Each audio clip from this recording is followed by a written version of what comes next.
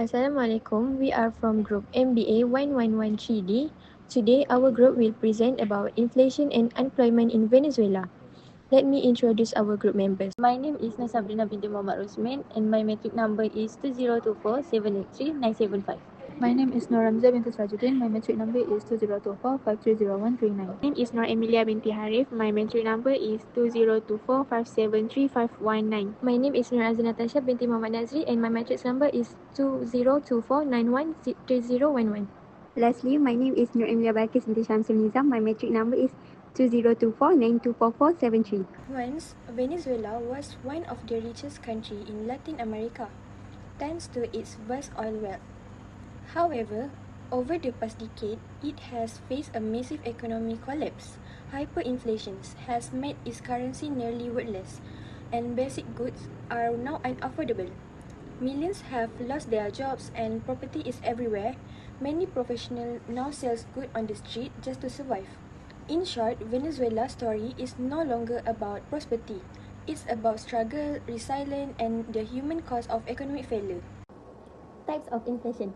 Inflation is the rise in prices over time. There are three main types based on causes and also different levels based on the rate. First, the three main type is demand pull inflation. This happens when demand for goods and services is higher than supply. It can be caused by more consumer or government spending. Second, cost push inflation. This occurs when production costs go up, like wages or raw material, and business raise price to cover those costs.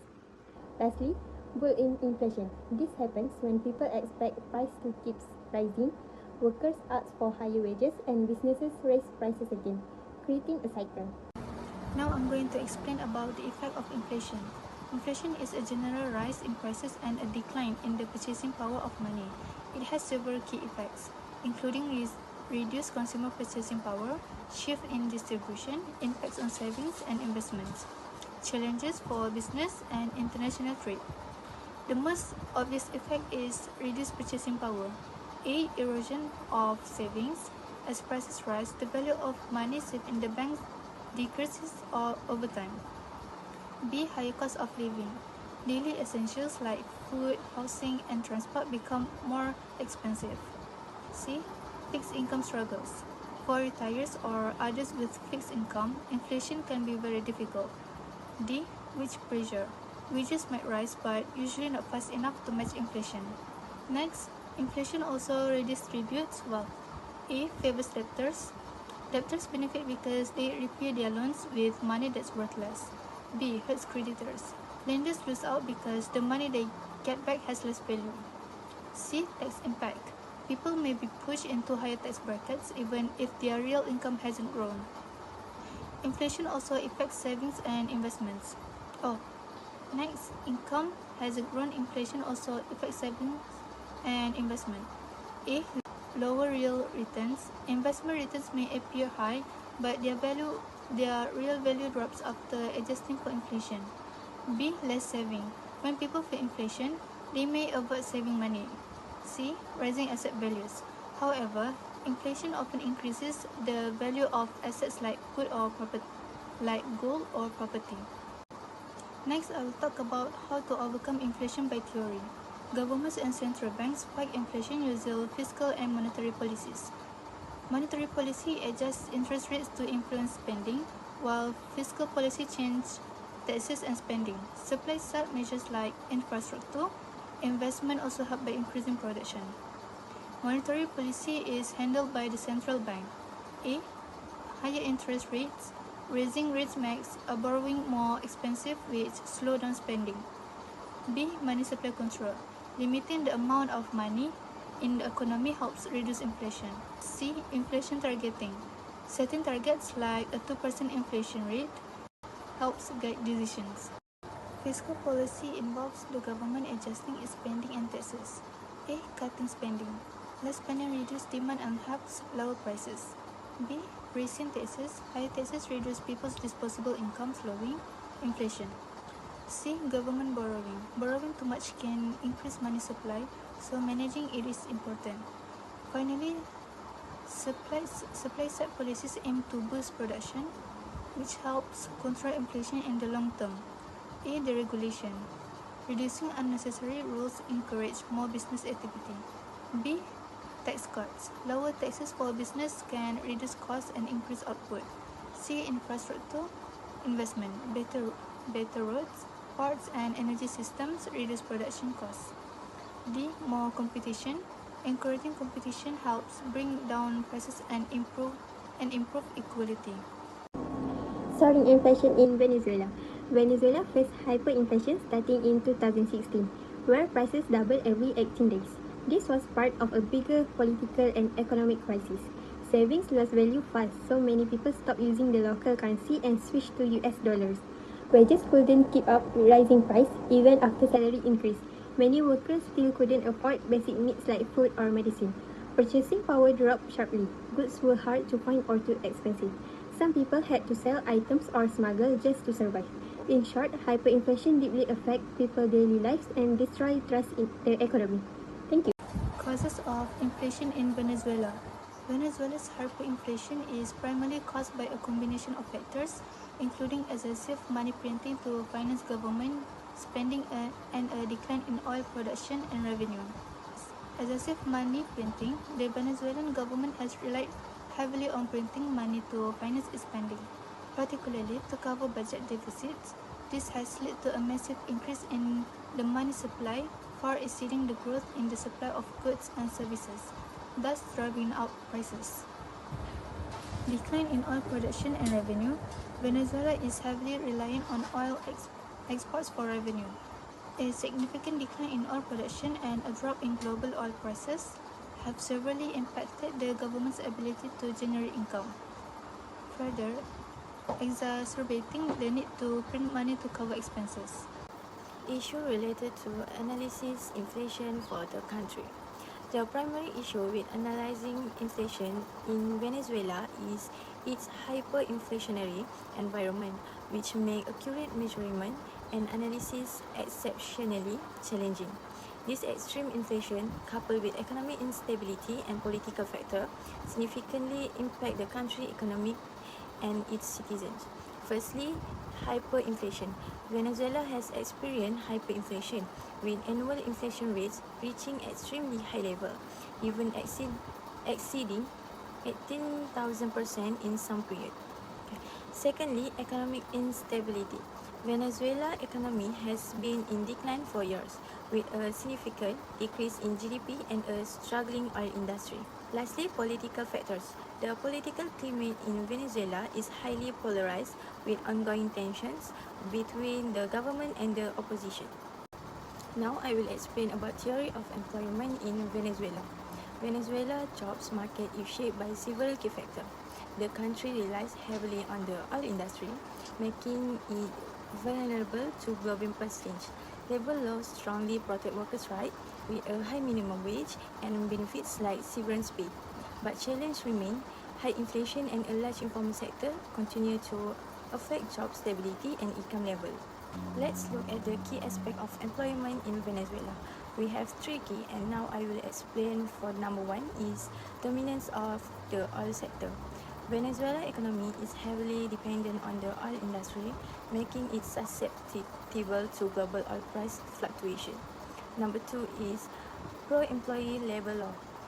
Venezuela labor law prioritizes employee rights, including minimum wage, regulations, health and safety standards, and the prohibition of discrimination. And lastly is high minimum wage. The minimum wage is relatively high, and employers are required to provide an annual year-end bonus. Next, I will discuss the type of unemployment in more detail. First, classical unemployment happens when wages are too high due to unions or government policies reducing labor demand. Lowering wage controls may help but could affect low-skilled workers. Second, frictional unemployment is a short-term and affects new graduates or job switches due to lack of information or mobility. Better job matching services can help. Third, seasonal unemployment occurs in industries like tourism or construction during off-seasons.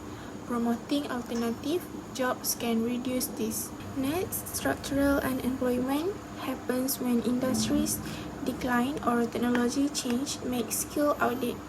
Solutions include retraining and relocation support.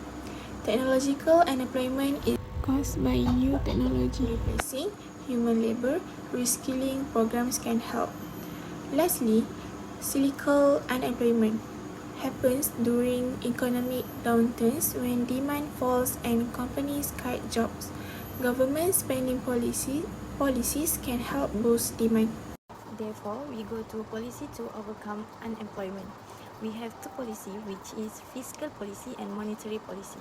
Now I will explain about fiscal policy. Fiscal policy is government should implement expansionary fiscal policy in which government expenditure is higher than taxation. For A, increasing government expenditure. Increasing government expenditure by creating more development projects which will increase aggregate demand via the multiplier effect. Production will increase, hence reducing the cyclical unemployment. Another one is decreasing tax.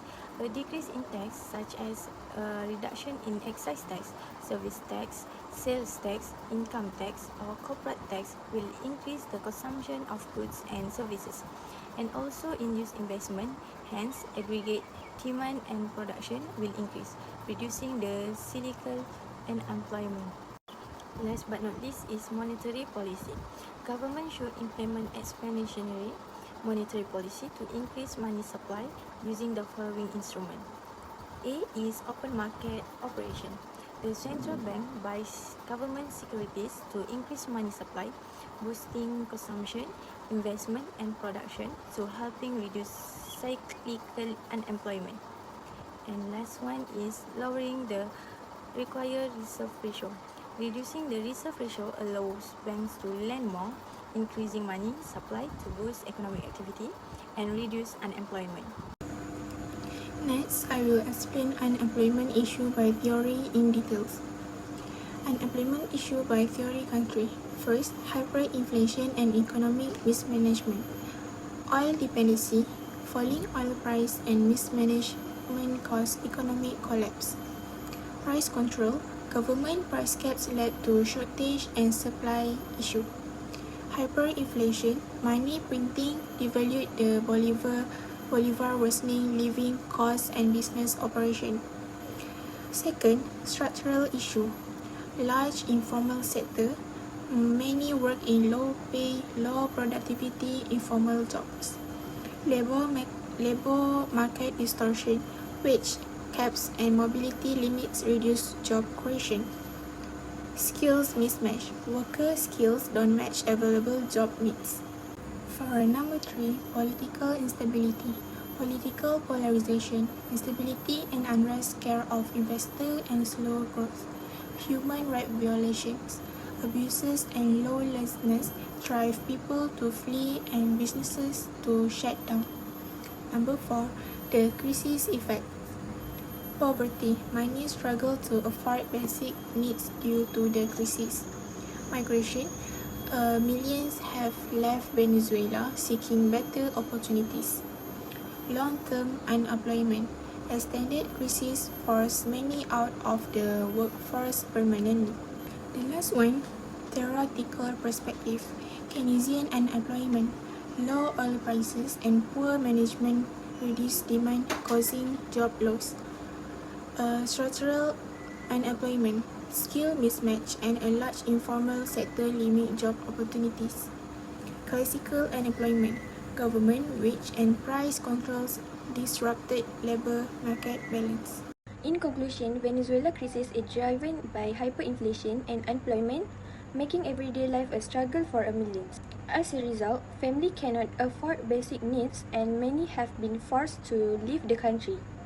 However, despite the hardship, the people continue to show strength and resilience. Looking forward, recovery is possible with support, reform, and the determination of the Venezuelan people. That's all from us. Thank you.